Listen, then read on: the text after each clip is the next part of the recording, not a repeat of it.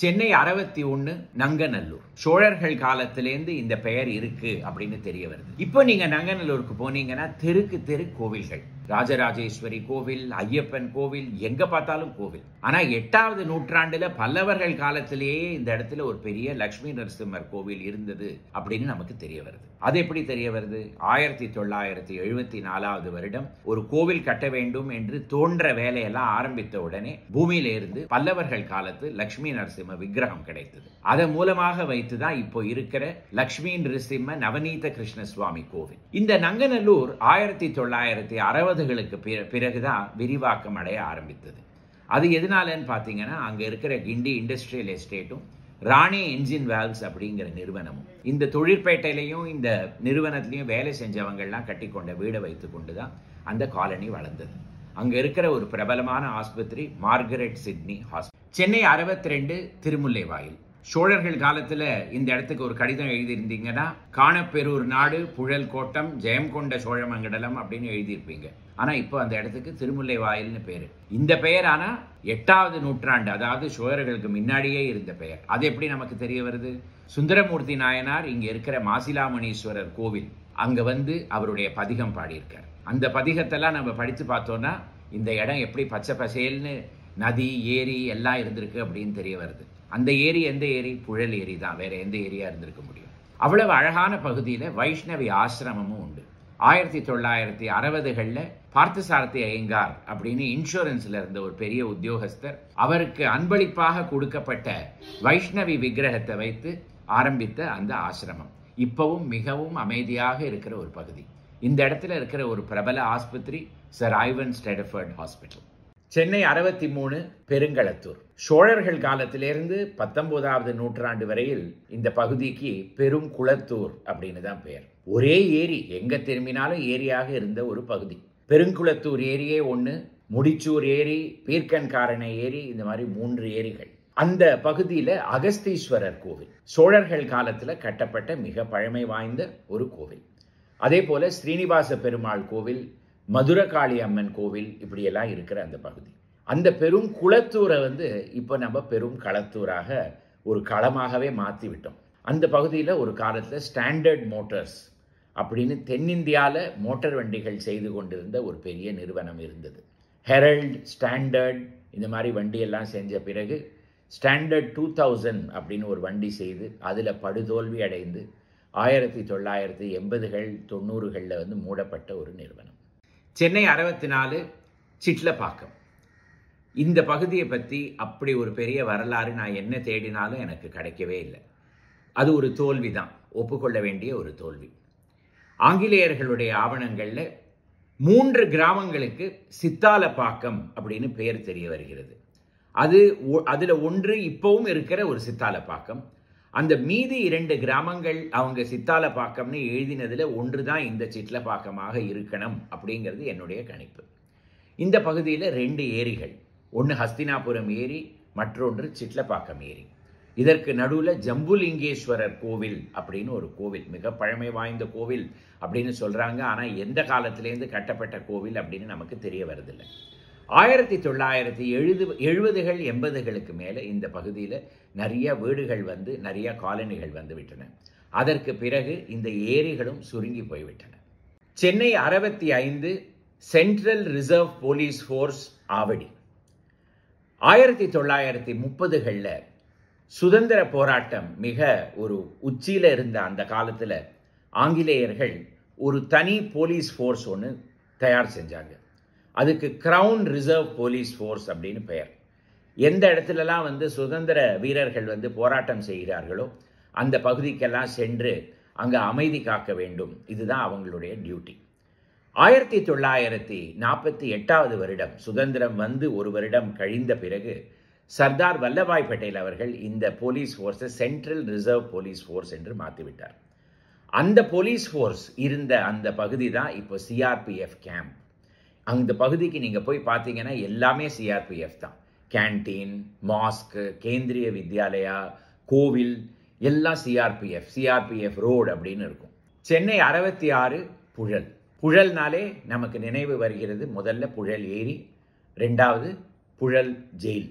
சங்க காலத்தில் இந்த பகுதியை அரசாண்ட குறும்பர்கள் அவர்களுடைய தலைநகரமாக இருந்தது மாதவரம். அங்கிருந்து 24 கோட்டங்கள் மூலமாக அவங்களுடைய அரசை நடத்தி கொண்டு வந்தாங்க. அதில் முதல் கோட்டம் புழல் கோட்டம் தான். அவ்வளவு ஒரு பழமை வாய்ந்த ஒரு பகுதி. அதுக்கு ஏன் இவ்வளவு முக்கியத்துவம்னா, அந்த காலத்திலேருந்தே அந்த இடத்துல அவ்வளவு பெரிய ஒரு ஏரி இருந்திருக்கு. இந்த புழல் ஏரிக்கு ரெட் ஹில்ஸ் ஏரி அப்படின்னு பெயர் உண்டு. இந்த புழல் ஏரிக்கு சோழவரம் ஏரியிலேருந்தும் தண்ணி வரும், அதே போல் கிருஷ்ணா நதியிலேருந்தும் தண்ணி வரும். சென்னைக்கு குடிநீர் கொடுக்கிற ஒரு பெரிய ஏரி இந்த புழல் ஏரி தான். இந்த பகுதியில் இருக்கிற அந்த புழல் ஜெயில் சில வருடங்களுக்கு முன்னாடி தான் கட்டப்பட்டது. அதற்கு முன்னாடி ஜெயில் சென்ட்ரல் ஸ்டேஷனுக்கு எழுத்தாப்பில் இருந்தது. 2010 இதுலையோ தான் அங்கே ஜெயில் மாற்றப்பட்டது. சென்னை 67 சோழவரம். சோழவரம்னாலே சோழவரம் ஏரி, அதற்கு பிறகு மெட்ராஸ் மோட்டார் ஸ்போர்ட்ஸ் கிளப், இது 2 தான் நினைவுக்கு வரும். சோழவரம் ஏரி மிக முக்கியத்துவம் வாய்ந்த ஒரு ஏரி. ஏன்னா குடிநீர் அங்கேருந்து வந்து கொண்டே இருக்கிறது. இந்த பகுதியில் ஞாயிறு அப்படின்னு ஒரு கிராமம். அதில் மிக பழமை வாய்ந்த ஒரு கோவில், புஷ்பரதேஸ்வரர் கோவில்.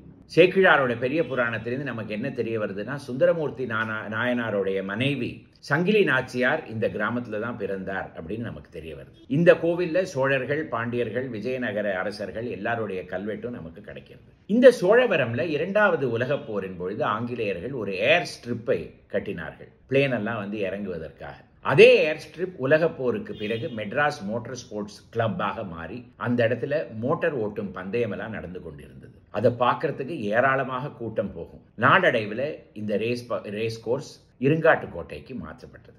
சென்னை 68 இப்போ மணலி அப்படின்னு நமக்கு சொன்னாலே புரிஞ்சு போயிடும். ஆனா ஆங்கிலேயர்கள் காலத்துல சாத்தங்காடு அப்படிங்கிற கிராமம் தான் இங்கே ஒரு மிக முக்கியத்துவம் வாய்ந்த ஒரு பகுதியாக இருந்திருக்கிறது. அந்த கிராமத்தை விரும்பி ஆங்கிலேயர்கள் நவாபிடம் இருந்து பெற்றுக்கொண்டார்கள். மணலி கிராமம் எப்பொழுது முதல்ல ஆங்கிலேயர்களுடைய ஆவணங்கள்ல வருகிறது அப்படின்னு பார்த்தோம்னா, மணலி முத்துகிருஷ்ண முதலி அப்படின்னு 18வது நூற்றாண்டுல ஆங்கிலேயர்களுக்கு ஒரு மிக பிரபலமாக இருந்த துபாஷ் மொழிபெயர்ப்பாளர் இருந்தார். அவர் அந்த பகுதியிலேருந்து தான் வந்தார். அவர் தான் சென்னையுடைய சென்னகேசவ பெருமாள், சென்ன மல்லீஸ்வர சுவாமி கோவில் இதெல்லாம் கட்டியவர். அதற்கு பிறகு மணலி ஒரு கிராமமாகவே இருந்திருக்கும். ஆனா 1960களில் திரு காமராஜ் அவர்களுடைய ஆட்சியில இந்த பகுதியில ரசாயன உற்பத்திக்கு ஒரு தொழிற்பேட்டை ஆரம்பிக்கலாம் அப்படின்னு அரசு ஒரு முடிவுக்கு வந்தது. அதற்கு பிறகுதான் அமெரிக்க உதவியில Madras fertilizers limited, Madras refineries இந்த மாதிரி நிறுவனங்கள்லாம் ஆரம்பிக்கப்பட்டது. சென்னை 69 குன்றத்தூர்.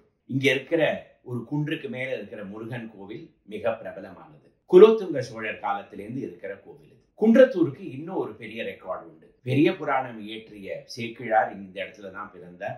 அதற்கு பிறகு கும்பகோணத்தில் இருக்கிற திருநாகேஸ்வர சுவாமி கோவில் போலவே இங்கே ஒரு சிறிய கோவிலும் கட்டினார். அந்த கோவில்ல சேக்கிழார் பெருமானுக்கும் ஒரு சன்னதி இருக்கு. அதே போல இந்த குன்றத்தூர் பக்கத்துல சிறுகளத்தூர் அப்படின்னு ஒரு இடம். அங்க ராமநாதீஸ்வர சுவாமி கோவில்னு மிகவும் பழமை வாய்ந்த இன்னொரு கோவில் இருக்கிறது. இந்த பகுதிக்கு விஜயநகர அரசர்களோட நிறைய தொடர்பு இருக்கு அப்படின்னு தெரிய வருது. ஏன்னா சிக்கராயபாளையம், சிக்கராயபுரம் அப்படின்னு இப்போ இருக்கிற அந்த காலத்து சிக்கராயபாளையம், அதே போல இந்த இடத்துல கன்னடபாளையம்னு ஒரு இடம். இதை எடுத்துக்காட்டு மாதிரி இந்த இடத்துல இருக்கிற நந்தம்பாக்கம், அங்கு விஜயநகர அரசர்களால் கட்டப்பட்ட கோதண்டராமசுவாமி கோவில். சென்னை 70 அனகாபுத்தூர். 16வது நூற்றாண்டுல விஜயநகர மன்னர் சதாசிவராயர் ஸ்ரீபெரும்புதூரில் இருக்கிற ராமானுஜ மடத்துக்கு சில கிராமங்களை தானமாக கொடுத்திருக்கிறார். அதுல ஆனை கோட்டுப்புத்தூர் அப்படின்னு இந்த இடத்துக்கு பெயர் இருக்கிறது. அதற்கு பிறகு கிழக்கிந்திய கம்பெனிக்காக நெசவாளர்களை ஆர்காட் நவாப் இந்த இடத்துக்கு இடம்பெயற்றியதாக நமக்கு தெரிய வருகிறது. இந்த அனகாபுத்தூர் ஒரு நெசவாளர்கள் கிராமமாகவே மாறிவிட்டது.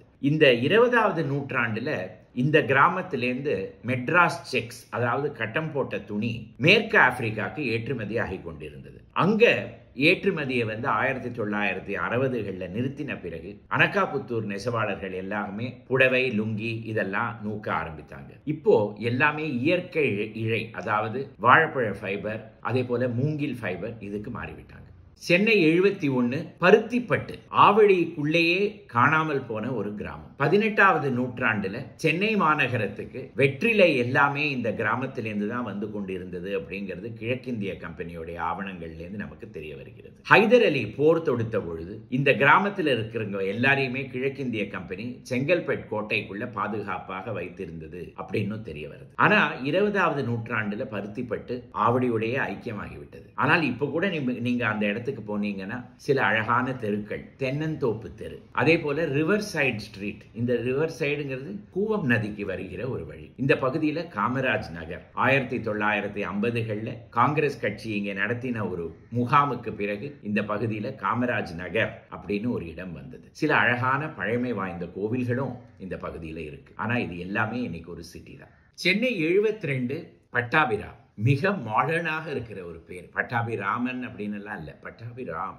18வது 19வது நூற்றாண்டுகள்ல பட்டாபிராம் சத்திரம், பட்டாபிராம் பஜார் அப்படின்னு தான் பெயர் இருக்கிறது. அது மட்டும் இல்ல, 20வது நூற்றாண்டு வரையில் த ஹாம்லெட் ஆஃப் பட்டாபிராம், அதாவது ஒரு குக்கிராமம், ஆவடிக்கு நடுவே இருந்த ஒரு மிக சிறிய கிராமம் இந்த பட்டாபிராம். இது வளர்ந்ததுக்கு காரணமே 2வது உலக போர் தான். அப்போ ஆவடி ரயில்வே ஸ்டேஷனுக்கு அருகே ஒரு பெரிய மிலிட்டரி ரயில்வே சைடிங் வந்தது. அதாவது ராணுவ படை வீரர்களுக்காக ரயில் வசதிகள் எல்லாம் செய்யப்பட்டது. அந்த இடத்துக்கு அதுக்கு பிறகுதான் இந்த பட்டாபிராம் வளர்ந்தது. அதற்கு பிறகு 1960களில் தர்மமூர்த்தி ராவ் பகதூர் கல்லவல கண்ணன் செட்டி ஆர்ட்ஸ் காலேஜ் இந்த பகுதிக்கு வந்தது. அதற்கு பிறகு பட்டாபிராம் சென்னையுடைய ஒரு மிக முக்கியமான அங்கமாகவே மாறிவிட்டது. சென்னை 73 செம்பாக்கம், ராஜகீழ்ப்பாக்கம். 15வது 16வது நூற்றாண்டுல சில காப்பர் பிளேட் இன்ஸ்கிரிப்ஷன்ஸ்ல இருந்து நமக்கு என்ன தெரிய வருதுன்னா, இங்க இருந்த பல கிராமங்கள் விஜயநகர அரசர் சதாசிவராயர் அவர்களால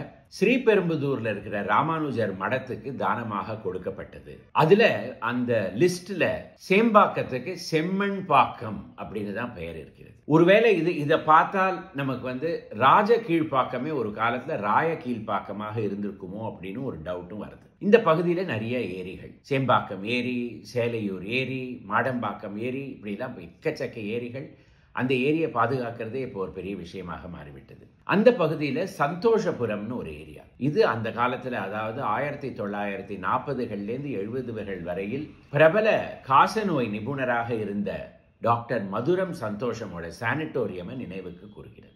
சென்னை 74 பொழிச்சலூர். இந்த பகுதியில ஒரு 12வது நூற்றாண்டு கல்வெட்டு. ஐயப்பொழில் அங்கத்தினர்கள் ஒரு 500 குளம் அப்படின்னு ஒண்ணு வெட்டி இருக்கிறாங்க. அவங்க ஒரு வணிக குலத்தை சேர்ந்தவங்க அப்படிங்கிறது நமக்கு தெரிய வருகிறது. அந்த காலத்திலேருந்தே இந்த இடத்துல ஒரு வணிகர்கள் சமூகம் இருந்ததாகவும் இதுல இருந்து நமக்கு தெரிய வருகிறது. இதே பகுதியில 12வது 13வது நூற்றாண்டுல கட்டப்பட்ட ஒரு அகஸ்தீஸ்வரர் கோவில். அது எப்படி நமக்கு தெரிய வருகிறது அப்படின்னு பார்த்தோம்னா, அங்க ஒரு கஜபிருஷ்ட விமானம், அதாவது அந்த கோவிலுக்கு ஒரு யானையோடைய பின்புறம் போல இருக்கிற ஒரு கோபுரம் இருப்பதனால இது அந்த காலத்துல கட்டப்பட்ட கோவில் அப்படின்னு நமக்கு தெரிய வருகிறது. இதுக்கு சமீப காலத்துல புகழ் சோழநல்லூர் அப்படிங்கிறது தான் இதோடைய பழைய பெயர் அப்படின்னு சொல்றாங்க. ஆனா அந்த மாதிரி ஒரு பெயர் வரலாறுல இருந்ததாக நமக்கு தெரிய வருகிறது இல்ல. பொழில் சேலூர், பொழில் சேயூர், இந்த மாதிரி பெயரெல்லாம் தான் நம்ம பார்க்கிறோம். சென்னை 75 பம்மல். கற்காலத்து சுவடுகள் கிடைத்த ஒரு பகுதி. ஆனா நமக்கு தெரிய வந்த வரையில் 13வது நூற்றாண்டிலிருந்து பம்மல் அப்படிங்கிற ஒரு கிராமம் இருந்திருக்கிறது. அதுவும் சோழர்களுடைய திருச்சூர நாட்டுல ஒரு பகுதியாக இருந்த பம்மல் கிராமம். இந்த திருச்சூர நாடு அப்படிங்கிறது தான் இப்போ இருக்கிற திருசூலம். இந்த பம்மல்ல அர்க்கீஸ்வரர் கோவில், புஷ்பகிரீஸ்வரர் கோவில்னு 2 கோவில்கள். இரண்டுமே மிகவும் பழமை வாய்ந்த கோவில்கள். அதுவும் இந்த அர்க்கீஸ்வரர் கோவில் இப்போ பார்க்கறதுக்கு வேணா புதுசாக இருக்கலாம். ஆனா இதுல சில காலத்துக்கு முன்னாடி மண்டபங்கள்லாம் கட்டுற போது தோண்ட வேண்டி வந்த உடனே பூமிக்கு அடியில இருந்து பழைய பஞ்சலோக விக்கிரகங்கள் எல்லாம் கிடைத்தது. அதனால இந்த பம்மல் எவ்வளவு பழமை வாய்ந்த கிராமம் அப்படிங்கிறது நமக்கு அதுல இருந்து தெரிய வருகிறது. ஆனாலும் 20வது நூற்றாண்டுல பம்மல்னா உடனே தோல் கிடங்கு, தோல் பதம் செய்கிற தொழிற்சாலைகள், இதெல்லாம் தான் நினைவுக்கு வரும். அந்த பகுதிக்கு ஒரு காலத்துல போனாலே அப்படி ஒரு நாத்தமாக நாரும். ஆனா தமிழ்நாடுக்கும் சென்னைக்கும் லெதர்ல ஒரு பெரிய பெயர் வந்ததுன்னா அதுக்கு பம்மலும் ஒரு பெரிய காரணம் தான். சென்னை 76 கொரட்டூர். பழைய பெயர் குரட்டூர் தான். இதுக்கு சோழர்கள் காலத்துல பராந்தக சதுர்வேதி மங்கலம், அம்பத்தூர் நாடுல புழல் கோட்டத்துல அம்பத்தூர் நாடுல இருந்த பராந்தக சதுர்வேதி மங்கலம், அதுதான் இந்த குரட்டூருடைய பெயர். இந்த பகுதியில ஒரு பெரிய ஏரி வில்லிவாக்கம் ஏரி. குரட்டூரே ஒரு மிகப்பெரிய பகுதிங்கிறது நம்ம பல பேருக்கு நமக்கு தெரிய வரதில்லை. இந்த 76 குரட்டூர்ல ஒரு பகுதி தான். அந்த பகுதியில ஒரு பாதிக்கு மேல டிவிஎஸ் நிறுவனங்கள், அதாவது Brakes India, Lucas TVS, Sundaram Clayton, Wheels India, இதெல்லாம். அதற்கு அந்த ஒரு வடக்கு பகுதியில் இருக்கிறது தான் குரட்டூர் ரயில்வே ஸ்டேஷன். சென்னை 76க்கே குரட்டூர் ரயில்வே ஸ்டேஷன் அப்படின்னு ஒரு பெயர் உண்டு. இந்த பாடி பகுதியில இந்த டிவிஎஸ் நிறுவனங்கள்லாம் வந்த பிறகு பல மக்கள் இந்த இடத்துக்கு வரவேண்டி இருந்ததுனால சபர்பன் ரயில்வே ஸ்டேஷன்ல இந்த பகுதியில ஒரு புது ரயில்வே நிறுத்தமும் வந்தது. அதுதான் இந்த குரட்டூர் ரயில்வே ஸ்டேஷன். அதுதான் இப்ப சென்னை 76க்கும் தன்னுடைய பெயரை கொடுக்கிறது. சென்னை 77 திருவேற்காடு. ஞானசம்பந்தரால பாடல் பெற்ற ஸ்தலம். பாலாம்பிகை உடனுரை வேதபுரீஸ்வர சுவாமி கோவில். அப்படின்னா இந்த இடம் எவ்வளவு பழசாக இருக்கணும் அப்படிங்கிறது அதுல இருந்து நமக்கு தெரிய வருகிறது. ஆனா திருவேற்காடு அப்படின்னு சொன்னாலே நமக்கு கருமாரியம்மன் கோவில் தான் நினைவுக்கு வரும். அந்த கிராமத்துக்கு எல்லை தெய்வமாக இருந்த அந்த பழமை வாய்ந்த கோவில் இப்போ மிகவும் பிரபலமாக மாறிவிட்டது. அந்த சிவன் கோவிலுக்கு யாரும் போறாங்களா இல்லையான்னு கூட நமக்கு தெரிய வருதில்லை. ஆனா எல்லாருமே கருமாரியம்மன் கோவிலுக்கு போயிருப்பாங்க. இந்த பகுதியில ஆயனம்பாக்கம் ஏரி ஒரு பெரிய ஏரி. பல பேருக்கு தெரியாத ஒரு இடம் இந்த சென்னை 77 இருக்கிறது. கேம்ப் டோனகேலா. 1940களில் வாலஸ் 4G அப்படிங்கிற ஒரு கெனேடியன் சிறுவர்களுக்கு ஒரு திறந்த வெளியில கேம்பிங் எக்ஸ்பீரியன்ஸ் எப்படி இருக்கும் அப்படிங்கிறத காமிக்கிறதுக்காக ஆரம்பிக்கப்பட்ட ஒரு வசதி. அது இப்பவும் அதே இடத்துல இருக்கிறது. மிக ஒரு அழகான ஒரு இடம். சென்னை 78 கலைஞர் கருணாநிதி நகர். 1970களில் சென்னை விரிவாக்கம் அடைய வேண்டும் அப்படியே என்பதற்காக தமிழ்நாடு ஹவுசிங் போர்டால டெவலப் செய்யப்பட்ட ஒரு பகுதி. 1950கள் 60களில் சோஷலிஸ்ட் டவுன் மாடலிங் பிளான்ல கட்டப்பட்ட ஒரு பகுதி. ஒரு சதுர வடிவில் எல்லா ஸ்ட்ரெயிட் ரோட்ஸ் ஒண்ணுக்கு மீட் பண்ற மாதிரி ஒரு பிளான், நடுவுல சில பூங்காக்கள், அந்த மாதிரி இருக்கும். இந்த KK நகர்ல தெருவில் பெயர் எல்லாமே திராவிட கட்சி தலைவர்களுடைய பெயர்கள் தான். அதுல சில எக்ஸெப்ஷன்ஸும் உண்டு. ஒன்னு PV ராஜமன்னார் சாலை. அந்த காலத்துல சுதந்திர இந்தியாவில் முதல் chief justice of the high court of Madras PV Rajamannar பெயர்ல இருக்கிற ஒரு தெரு. அதே போல சென்னை பல்கலைக்கழகத்துக்கு பல வருடங்கள் துணைவேந்தராக இருந்த ஆர்காட் லட்சுமணசாமி முதலியார் பெயர்ல ஒரு தெரு. அதே போல ஜஸ்டிஸ் கட்சிக்கு தலைவராக இருந்த அனெப்பு பரசுராம் தாஸ் பட்ரு, பிறகு ஒரிசா மாநிலத்துக்கு முதலமைச்சராக ஆனவர், அவருடைய பெயர்லையும் ஒரு தெரு இருக்கிறது. சென்னை 79 சவுகார்பேட். பணத்தை வட்டிக்கு கொடுப்பவர்களுக்கு ஹிந்தியில சாஹுகார் அப்படின்னு பெயர். அதனாலதான் இந்த பகுதிக்கு சவுகார்பேட் அப்படின்னு பெயர் வந்தது. அவங்க எப்படி இங்க வந்தாங்க அப்படின்னு கேக்குறீங்களா? 17வது 18வது நூற்றாண்டுல கிழக்கிந்திய கம்பெனிக்கு அடிக்கடி பணப்பற்றாக்குறை வந்துவிடும். அந்த டைம்ல எல்லாம் அவங்களுக்கு கடனுக்கு பணம் கொடுத்தவங்க தான் இந்த சாஹுகார் எல்லாம். இவங்க ராஜஸ்தான், ஆந்திர பிரதேஷ், குஜராத் இந்த மாதிரி பல பகுதிகள்ல இருந்து இங்க வசிக்க ஆரம்பிச்சாங்க. அந்த பகுதியில இருந்தெல்லாம் மக்கள் இங்க வந்தாங்க அப்படிங்கறத நினைவு கூறுவதா மாதிரி இங்க பைராகி மட்டுன்னு வட இந்திய பாணியிலேயே ஒரு கோவில். தமிழுக்கு பெயர் போன ராமலிங்க சுவாமிகள் வழிபட்ட கந்தசுவாமி கோவிலும் இங்கதான் இருக்கிறது. பேசின் வாட்டர் ஒர்க்ஸ்னு ஒரு பகுதி. 18வது 19வது நூற்றாண்டுல சர் சார்ல்ஸ் ட்ரெவெல்லியன் அப்படிங்கிற கவர்னர் சென்னைக்கு நீர் சேமிப்ப வேண்டியதற்காக இந்த இடத்துல ஒரு கிணறு தோண்டினார். இப்போ அந்த கிணறும் கிடையாது, பேசினும் கிடையாது, தண்ணீரும் கிடையாது. இங்க எலிபென்ட்ஸ் கேட்னு ஒரு பகுதி. ஒரு காலத்துல பழைய சென்னையை சுத்தி ஒரு மதில் சுவர் இருந்தது. அதோடைய ஒரு நுழைவு வாயில் தான் இந்த எலிபென்ட்ஸ் கேட். சென்னை 80 குரட்டூர் அப்படிங்கிற கொரட்டூர். சென்னைக்கே தண்ணி தான் ஒரு லைஃப் லைன். தண்ணி இல்லைன்னா சென்னை கிடையாது. அந்த லைஃப் லைனுக்கு ஒரு சோர்ஸாக இருக்கிற அந்த குரட்டூர் ஏரி 99 ஏக்கர் பரப்புல. அந்த ஏரிக்கு பக்கத்திலேயே வாட்டர் கெனால் லிங்க் ரோடு. இது எங்க லிங்க் பண்றது? அந்த பகுதியில் இருக்கிற புழல் ஏரி, ரெட்டேரி, புத்தகரம் தாங்கல், அதே போல இந்த குரட்டூர் ஏரி எல்லாத்தையும் ஒன்னா சேர்க்கிற அந்த வாட்டர் கெனால் லிங்க் ரோடு. இந்த குரட்டூர்ல மிக பழமை வாய்ந்த ஜம்புகேஸ்வரர் கோவில், செம்பியன் மாதேவீஸ்வரம் அப்படின்னு ஒரு காலத்துல இதுக்கு பெயர். 10வது நூற்றாண்டுலேருந்து இருக்கிற ஒரு கோவில். அந்த கோவிலுடைய குளத்துக்கு எழுத்த பகுதியில 13வது 14வது நூற்றாண்டுல கட்டப்பட்ட ஆதிகேசவ பெருமாள் கோவில். இந்த இடத்துல ஒரு டைரி ரோடுன்னு ஒரு பகுதி. அது எதற்காகன்னு பாத்தீங்கன்னா ஆவின் பால் பண்ணைய லிங்க் பண்ற பகுதி. அதனால அதற்கு டைரி ரோடு அப்படின்னு பெயர்.